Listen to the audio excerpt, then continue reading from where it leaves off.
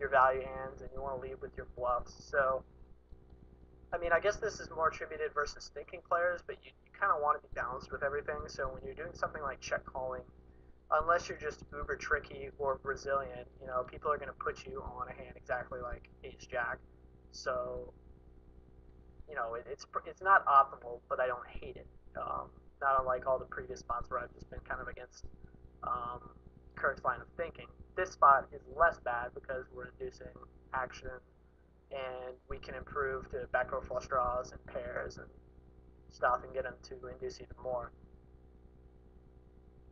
And the turn being an ace, Kirk elected to check, which I love because I mean, yeah, we're repping some ace high kind of hands, but it's better to just like continue to trap given that we chose this line.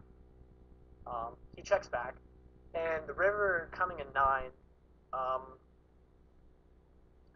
yeah, I think it's another check call. I think we induce bluffs, and we get all aces. I think all the aces bet on the turn, so we're basically looking to induce bluffs. And I think betting out doesn't get worse to call, really, ever, because I don't see an ace in the guy's range, and I'll see worse hands. So Kirk elected to check call. So in reality, he actually played the hand perfectly. And so now I make a note that, I mean, if Drew is defending queen 5 to a small blind raise, then we should be betting pretty much every flop if he's defending that crap. In actuality, he ended up playing it completely perfectly versus his hand, but I'd still be betting this flop pretty much with my entire opening range. Alright, so we got the pocket rockets, and we flop the world. I like the bet sizing. It's the bet sizing I pretty much used with my entire range and a board texture that is this way ahead, way behind. There's also merits to checking against certain tournament players, just even though it's not balanced or anything, we can induce, and it can never really be too bad in a tournament. We get check raised, which I think is really interesting. I want to say that, I mean, Kirk ended up taking a line that would work really well in cash games, in that he flatted the check raise, but this might be a spot where you could like click it back or make it 800, because if he has a diamond draw, then he won't fold to that sizing, or he might shove. And if he has an ace, then if he's check raising with something like ace 10, if he has a 4, I just don't really think he's gonna fold at any point ever. But if we're looking to like maximize value from hands like ace 10 or random diamonds, then you could almost make an argument for making it like 750 in the hopes that he calls and then check calls small on the turn, and maybe check calls the river for their stack. You could really go either way. I mean, there's pocket aces on this board. It's like, how can you possibly play it bad? And so he checks, and then on the diamond turn, I mean, diamonds are stacking up. So now we're talking about how do we get the most value from a hand like ace 10 exactly. And some players will call one street on the turn and fold the river. Some players will, if we check back the turn, they'll call it a river bet. So I think you can really go either way. We're trying. You'll be far-fetched to get 2 streets of value, because 2 streets of value will basically be all in. So I mean, only the biggest of rulers are going to call up 2 streets for their entire tournament life. So you could possibly check, and if they have like ace 10 with the 10 of diamonds, then they would have more incentive to call it off if they hit a diamond. So maybe I like checking a little bit better. So he checks, and then Hockey Pound leads for 250. I'd probably make it like 950. Just a safe amount that doesn't trivialize his like stack. And so Kirk, he played the nuts really well in my opinion. Hockey Pound ends up showing ace king suited, which we could never really put him on given the fact that he flatted before the flop. But I still think there's a lot of merit to the line on the flop in that there's only one combination of ace x that he can have and a bunch of random diamonds. So why not click it back on the flop and give him a chance to like spaz out maybe.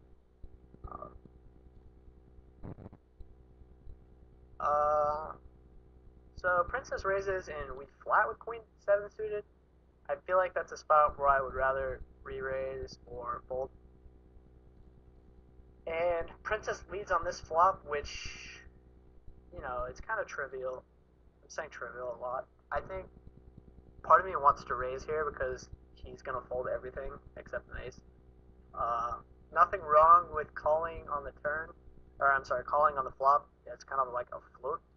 But if the turn doesn't bring a diamond and he bets again, we're going to have to fold. And that's exactly what happened. It was actually like one of the worst turns in that it double paired the board. So kind of knowing the effectiveness of actually hitting a flush. I think if I'm calling that pre-flop, I'm probably going to be raising that flop because anybody who raises for the small blind, like my logic, is usually going to be betting that flop close to 100%, and they're going to be probably folding all their air when facing a raise. So we raise and take it there. And we open the queen 9 suited. Warhol checks, we bet. Warhol check min raises, and now this is a spot where I would just give up. I mean, it's kind of a spot where you're looking at a hand like, a7 or something, some bull crap, but it's usually something that is like tied to the flop texture and has equity and probably is not folding to a re-raise. And we don't have any equity to just like flat call, so I would usually just give up.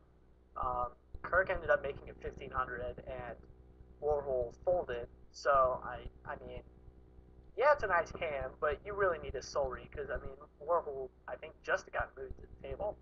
So you need, I just really think that you're usually looking at a hand like 6-5 that is never going to fold, and making your re-raise that small, I mean, it's not like any draw is going to fold.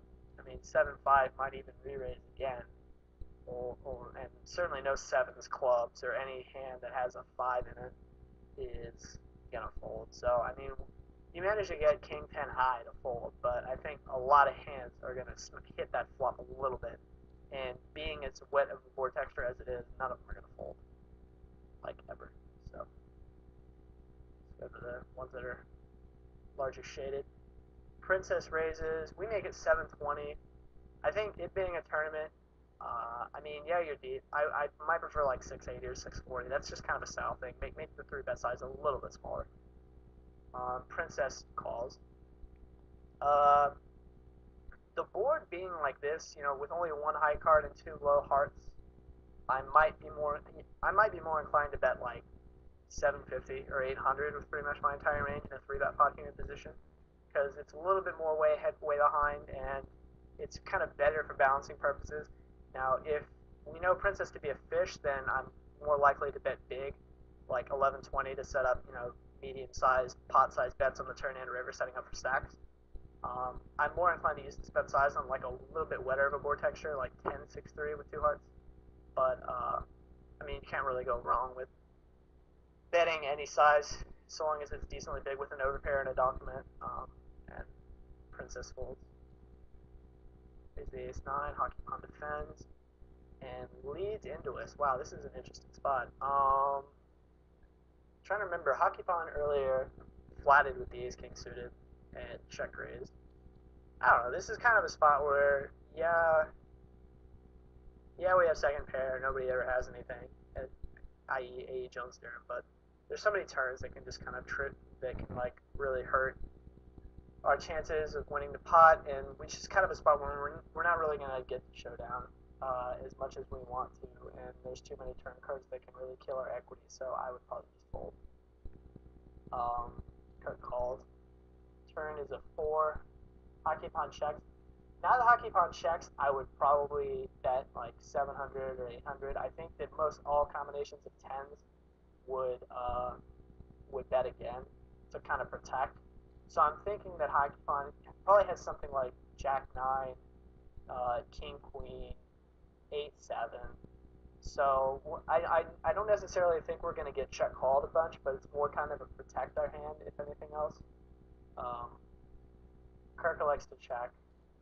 The river's a jack, and here's an example of like this coming on the turn to river. It just kills our hand, and we have to fold to any bet, and it really improves his range a lot. And he bets, and we have to fold, and he shows 10 queen, which was surprising to me in hindsight because I guess tournament